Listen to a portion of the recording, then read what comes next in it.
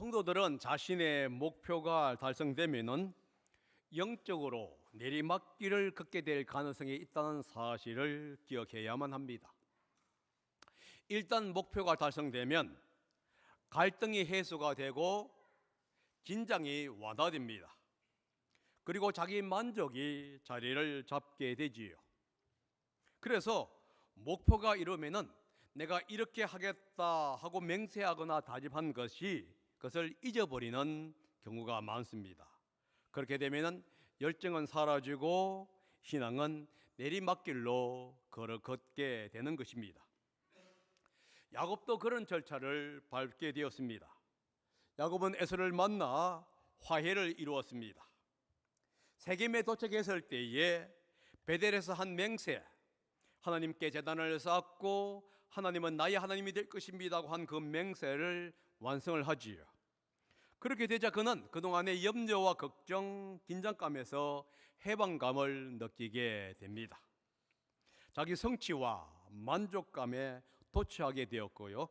자기 성취와 만족감에 도취된 나머지 자신의 딸 디나가 세겜에 의해서 폭행을 당하고 강간을 당할 때에도 그것에 대하여 심각하게 생각하지 않게 됩니다. 결국 그는 아버지로서, 가장으로서 책임을 다하지 못함으로 말미암아 그 아버지와 가정의 자리를 빼앗기게 되는 안타까운 일이 벌어집니다. 이런 일이 벌어진 후에 하나님은 다시 야곱을 부르고 있습니다. 1절입니다. 하나님이 야곱에게 말씀하셨다. 어서 베델로 올라가 거기에서 살아라. 내가 너의 형 에서 일에서 앞에서 피하여 도망칠 때에 너에게 나타난 그 하나님께 제단을 쌓아서 바쳐라.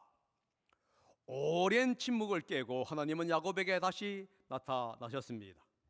그리고 베델로 올라가라 라고 명령을 합니다. 야곱이 외삼촌 라반에게 의해서 고통을 당하고 살아갔을 때에도 하나님은 야곱에게 나타나서 베델로 올라가라고 명령했었어요. 그 명령에 순종해서 야곱은 레아와 라헬을 부릅니다. 그리고 자신이 맹세한 땅으로 올라가겠다고 이제 얘기를 합니다. 야곱은 밧담 아람을 떠나서 가나안 땅을 향하여 올라갔습니다. 그리고 세겜에 도착합니다. 세겜에서 제단을 쌓고 하나님께 경배를 드린 후에 약 한 10년에서 15년 정도를 거주하게 됩니다. 세겜에 거주하는 동안에 베델로 가라고 하는 하나님의 명령을 잊어버리게 되고요. 야곱의 영적 상태는 점점점 나빠지기 시작을 합니다. 하나님을 찾지도 않았고 하나님께 기도하지도 않았습니다. 밧담 아람에서 세일로 가지 않고 이제 가나안 땅 세겜으로 간 것은 참 잘한 순종이었어요. 그러나 그는 그곳에서 멈추게 되었고 베델로 올라가지를 않았다 하는 겁니다. 그 결과 그는 영적 무감각에 빠지게 되었습니다. 딸이 이방인에 의하여 폭행과 강간을 당할 때에도 그는 여전히 아무것도 느끼지를 못하는 영적 무감각에 빠지게 된 것이지요. 영적 무감각으로 인해서 자식에게도 더 이상 아버지로서 영적 지도자로서 인정을 받지 못하게 되고요. 가정의 가장으로서 혹은 영적 지도자로서 그는 그 자리를 상실하게 됩니다. 하나님께 나아가되 적당한 거리를 두고 나아간 결과였다 하는 겁니다. 야곱은 순종하지 않았다라고 얘기할 수가 없습니다. 야곱은 하나님께 순종했는데 반쪽짜리 순종을 했다 하는 거예요. 그는 세겜에서 지체하면서 베델로 올라가라고 한 하나님의 명령에 온전히 순종하지를 않았다는 것입니다. 반쪽 순종은 사실 불순종과 같은 결과를 초래한다는 사실을 우리는 발견할 수가 있습니다. 이때 하나님은 야곱에게 나타나서 약속을 일깨워 줍니다. 어서 베델로 올라가 거기에서 살아라. 세겜에서 더 이상 지체하지 말라고 하는 하나님의 경고지요. 그러면서도 또한 뭐냐? 하나님께 맹세한 것을 이제 완성하라고 하는 촉구도 포함되어 있습니다. 야곱이 가야 할 곳은 세겜이 아니라 베델이었다는 사실을 우리는 기억해야만 해요. 혹시 우리가 가야 할 곳을 가지 않고 중간에 쉬고 있지 않는지를 자신들을 한번 살펴볼 필요가 있다 하는 겁니다. 그 쉼을 빨리 끝내고 가야 할 곳, 가야 할 사명을 다하시기를 바랍니다. 야곱은 오랜 침묵 끝에 다시 나타난 하나님의 명령에 순종하지요. 2절과 3절입니다. 읽어봅니다. 시작. 야곱은 자기의 가족과 자기가 거느리고 있는 모든 사람에게 명령하였다. 너희가 가지고 있는 이방 신상들을 다 버려라. 몸을 깨끗이 씻고 이제 우리는 이곳을 떠나서 베델로 올라간다. 거기에다 나는 내가 고생할 때에 나의 간구를 들어주시고 내가 가는 길 어디에서나 나와 함께 다니면서 보살펴 주신 그 하나님께 제단을 쌓아서 바치고자 한다. 야곱은 세겜을 떠나 베델로 올라가겠다고 결정을 합니다. 자신의 잘못을 회개하고 하나님께 온전히 순종하겠다고 결심을 하게 되지요. 야곱은 자신의 맹세를 완수하기 위해서 먼저 정리해야 할 일들이 있다는 것을 알았어요. 그래서 자기 가족과 모든 사람에게 3가지 명령을 내리게 됩니다. 첫째는 신상을 버리라는 것이고, 둘째는 몸을 깨끗이 씻으라는 것이며, 3번째는 옷을 갈아입으라 하는 명령입니다.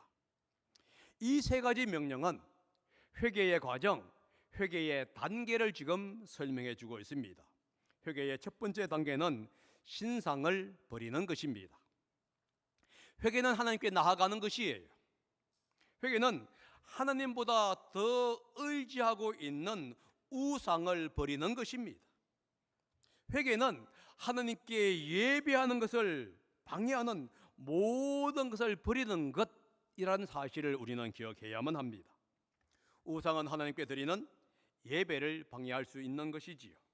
그것이 물질일 수도 있고 사람일 수도 있고 환경일 수도 있고 여러분들이 가장 중요하게 생각하는 것일 수도 있다는 겁니다. 그런데 야곱이 이렇게 얘기합니다. 먼저 그것을 버려야 하나님을 따를 수 있다는 것이지요.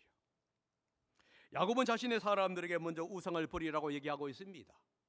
여러분과 제가 버려야 할 것은 우리가 하나님보다 더 귀중하게 여기는 것이 무엇인지 그것을 먼저 버려야 한다 하는 겁니다. 그 다음 단계는 뭐냐? 자신의 몸을 깨끗이 씻는 것입니다. 우상을 제거했다면 이제는 자신의 마음을 정결하게 씻어야 합니다. 우상으로 인해서 더럽혀진 마음, 죄로 인해서 더럽혀진 마음, 물질로 인해서 더럽혀진 마음을 깨끗이 씻어야 한다는 거예요. 하나님보다 더 의지했던 그 모든 것에 인해서 더럽혀진 마음을 깨끗이 씻어야 합니다. 마음을 씻는 것은 사실 기도와 말씀밖에 없다는 것을 우리는 압니다. 그래서 기도와 말씀으로 우리는 우리 자신의 더러워진 마음들을 깨끗이 씻어야 하는 거예요. 회개의 3번째 단계입니다. 옷을 갈아입는 것을 얘기합니다. 옷을 갈아입는다는 얘기는 뭐냐? 생활 방식을 바꾸라는 얘기예요. 하나님의 백성답게 살지 않고 세상처럼 살았던 그 모든 생활 방식을 바꾸어야 한다는 겁니다. 세상 사람과 같은 사고를 가지고 세상 사람과 같은 생각을 가지고 세상 사람과 같은 생활을 했던 그 모든 것을 바꾸어야 한다는 겁니다. 베드로는 옷을 바꾸어 입는 것을 가르쳐서 교만에서 겸손으로 바꾸는 것이다 이렇게 얘기합니다. 베드로전서 5장 5절인데요. 한번 읽어봅니다. 시작.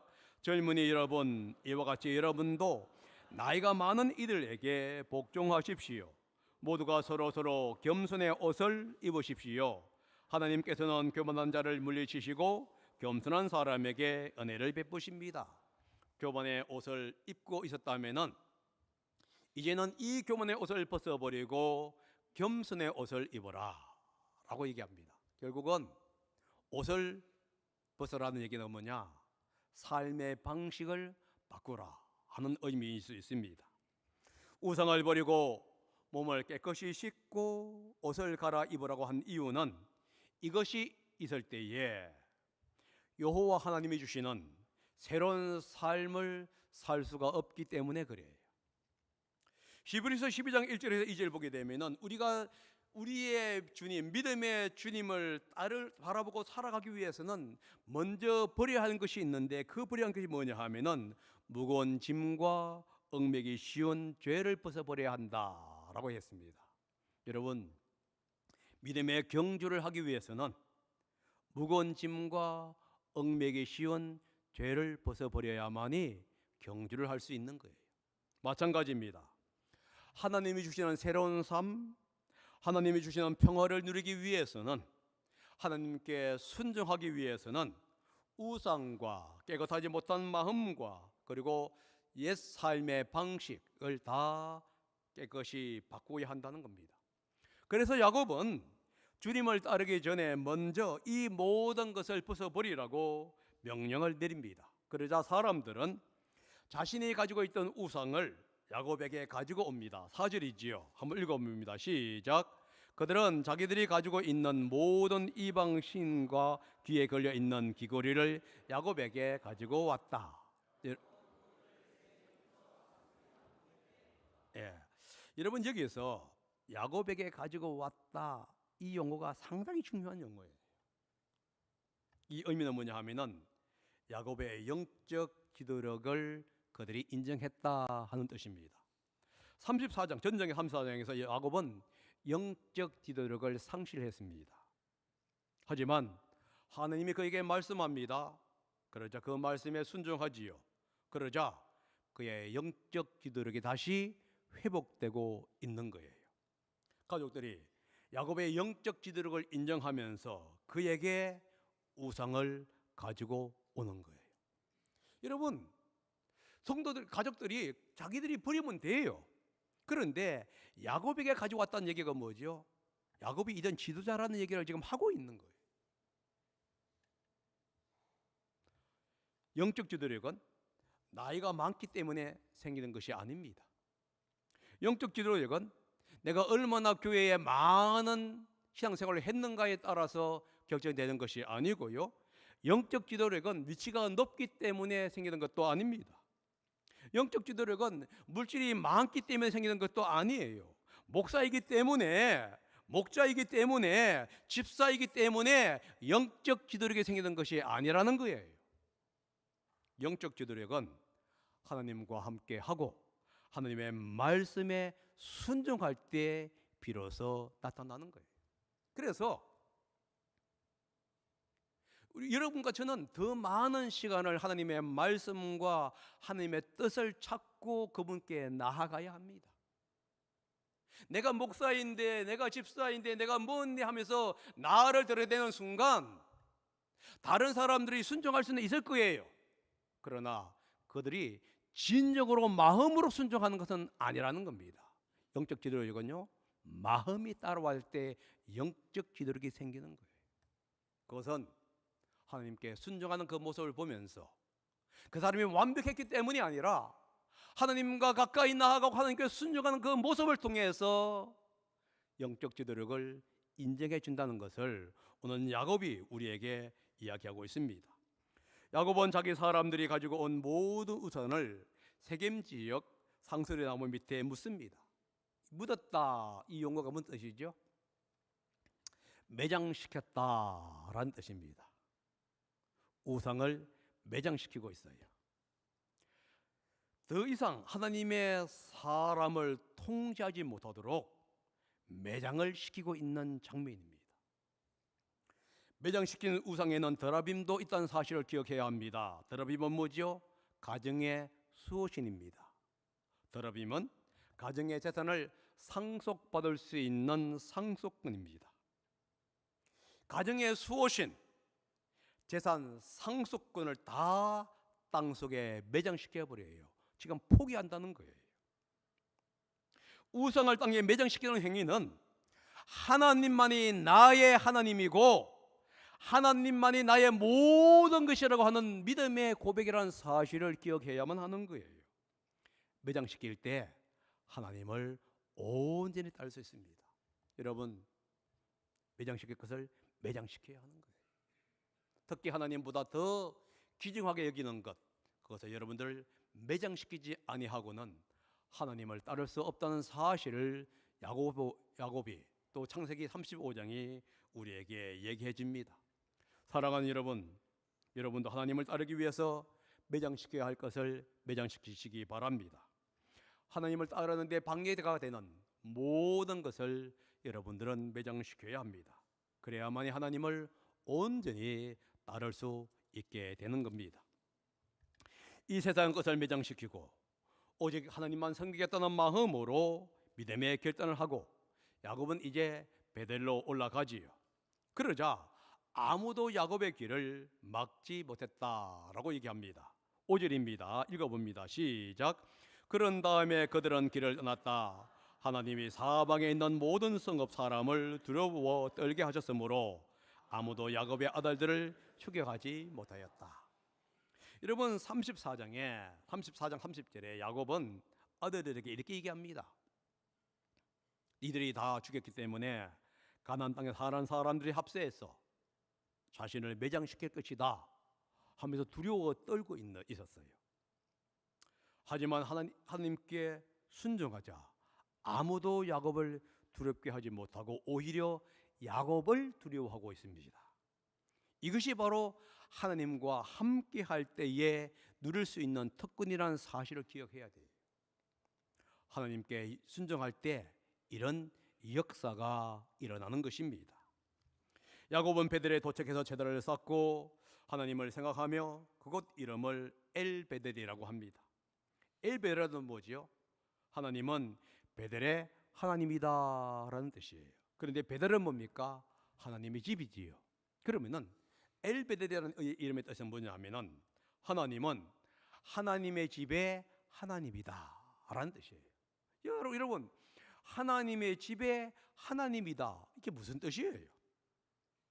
하나님의 집에 거하시는 하나님이라는 의미가 있고요, 하나님의 집을 지키시는 하나님이라는 의미가 있습니다. 하나님의 집을 보호하신다고 하는 하나님이라는 의미가 있다는 거예요.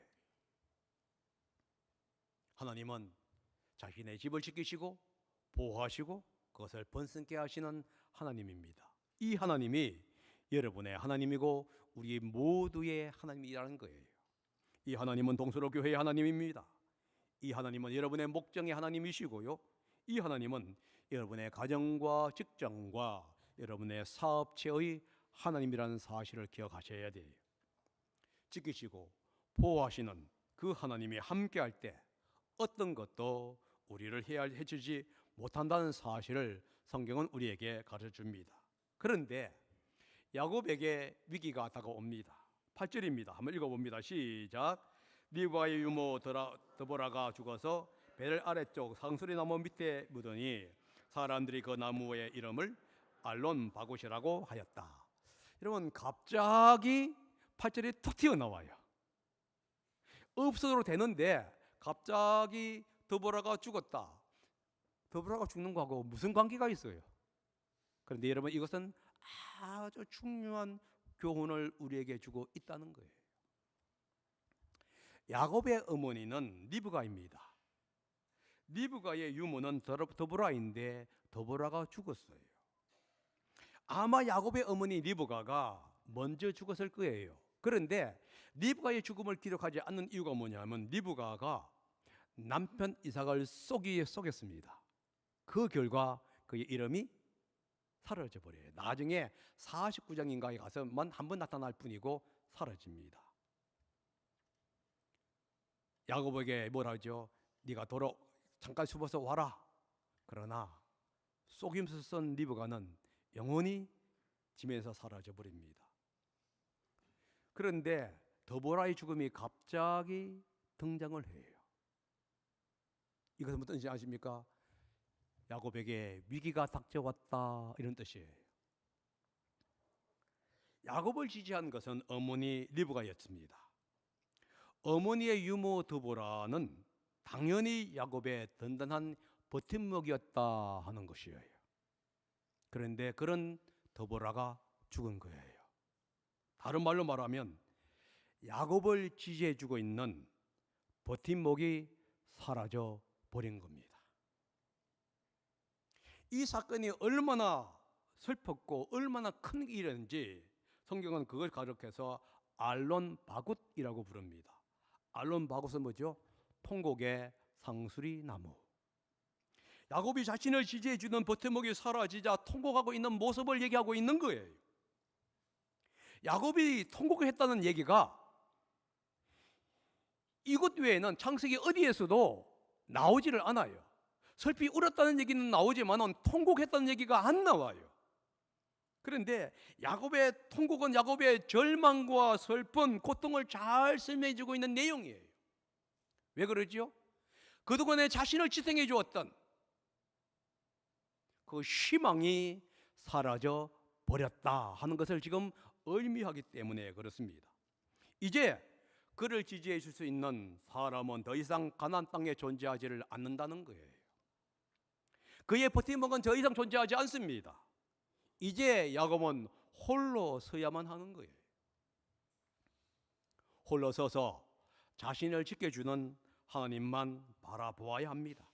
철저하게 하나님만 바라보아야 하는 그 상황에 빠지게 되는 것이지요. 하나님께 순종하고 하나님께 경배했을 때 모든 것이 잘 풀리는 것 같이 보일 수 있습니다. 그러나 때때로 위기가 온다는 사실 또한 우리가 기억해야 한다는 것을 지금 성경이 우리에게 가르쳐주고 있습니다. 가나안 사람들은 야곱을 두려워했습니다. 하지만 야곱은 자신을 지지해주는 어머니와 유모를 잃은 슬픔, 위기를 지금 맞이하게 되었다 하는 겁니다. 때때로 외적으로 모든 것이 잘 되는 것처럼 보입니다. 평안한 것처럼 보여요. 아름다운 것처럼 보입니다. 그러나 내면에는 두려움과 위기가 다가올 수 있다는 사실을 여러분 인식하셔야 됩니다. 그래서 더욱더 주님을 의지해야만 하는 거예요. 잘 될 때, 또 위기 때 여러분 의지해야 합니다. 위기는 곧 기회가 될 수 있습니다. 하나님만 의지할 수 있는 기회가 될 수 있다 하는 것이지요. 그러므로 신앙의 위기가 올 때에 하나님을 잘 붙드시기 바랍니다. 하나님을 의지하시기 바랍니다. 위기의 순간, 절망의 순간에 하나님이 다시 야곱을 찾아오지요. 9절입니다. 읽어보겠습니다. 시작. 야곱이 밧단 아람에서 돌아온 뒤에 하나님이 그에게 다시 나타나셔서 복을 주셨다.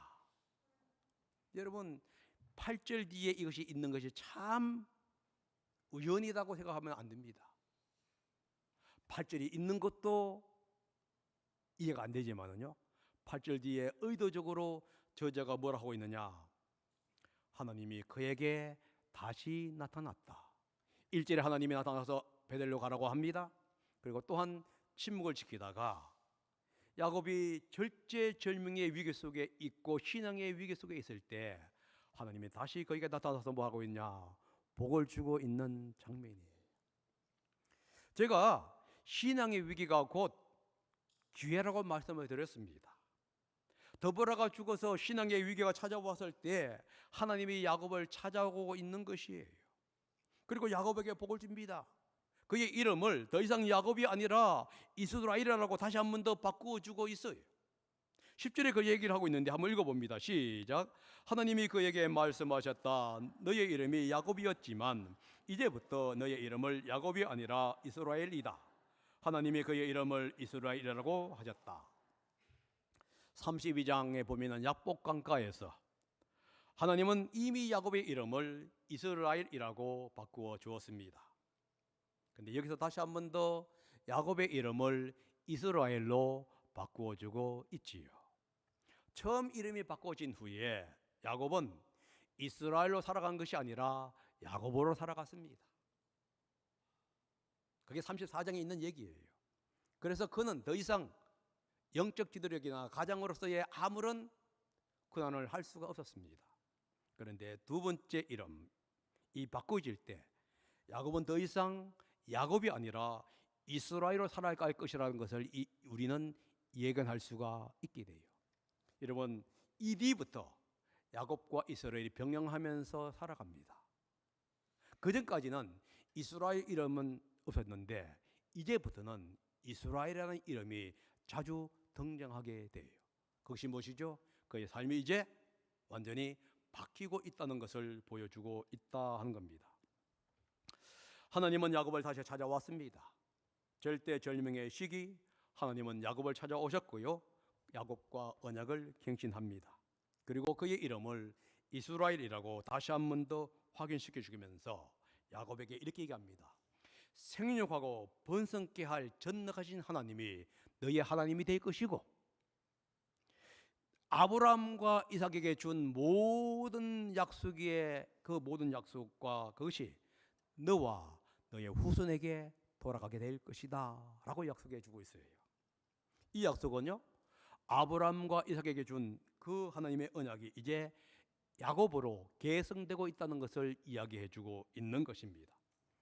야곱은 자신의 방법으로 하나님의 복을 얻고자 노력했습니다. 복의 계승자가 되기 위해서 온갖 수단과 방법을 다해서 사용했습니다. 하지만 그에게 찾아온 것은 복이 아니라 어려움과 고통과 절망이었지요. 하지만 하나님이 다시 그를 찾았을 때에 마침내 하나님에 의해서 그는 복의 근원이 될 수가 있었다 하는 거예요. 하나님의 복은 내가 찾는 것이 아니에요. 하나님의 복은 나의 방법이나 나의 수단으로 찾는 것이 아닙니다. 하나님이 주시는 것이에요. 그래서 우리는 하나님께 나아가야 하는 거예요.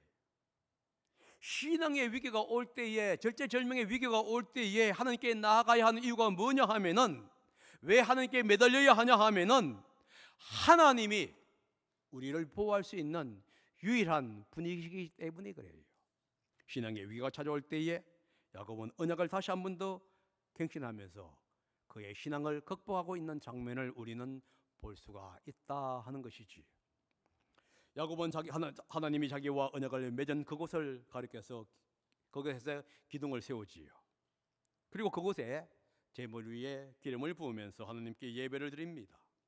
그리고 그곳 이름을 뭐라 부르느냐? 베델이라고 부르지요. 하나님의 집, 하나님이 거하시는 곳, 하나님이 임재하시는 곳, 하나님이 나를 돌보시고 항상 인도하시는 곳이라고 얘기하지요.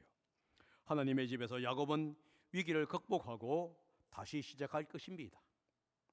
하나님의 집, 그것이 바로 우리가 다시 신앙을 회복하고 돌아가야 할 그곳이라는 사실도 우리는 기억해야만 합니다. 하나님이 임재하는 곳, 하나님의 계시는 곳이 우리가 다시 시작해야 할 스타팅 장소란 사실을 기억하십시오. 그것이 바로 우리가 예배해야 할 장소가 되는 겁니다. 누구에게나 신앙의 위기는 찾아옵니다. 그때 하나님께 재헌신하시기 바랍니다. 그리고 하나님께 예배하는 장소로 나아가시기 바랍니다. 한 주 동안에 여러분들 자신에게 찾아오는 신앙의 위기가 무엇인지를 한번 생각해 보시기 바랍니다. 무엇이 여러분들을 괴롭혔고 무엇이 여러분들을 하나님께 가까이 나아가지 못하도록 막고 있었는가? 그리고 그것을 어떻게 극복했는지 여러분들 생각해 보시기 바랍니다. 그리고 시간이 된다면은 여러분들 출근하기 전에 교회를 한번 예배당 들어오라는 얘기는 아니에요. 그러면 시간이 없으니까 교회를 지나가면서 이것이 내가 다시 한 번 더 신앙의 위기를 극복해야 할 장소가 아닌가 하면서 여러분들 운동장, 주차장을 한번 밟든지 아니면 지나가면서 주님, 이곳이 바로 내가 다시 시작할 장소입니다 하는 그러한 기회가, 한 주간 동안에 그런 기회가 되기를 예수님의 이름으로 부탁드립니다. 기도하겠습니다. 사랑의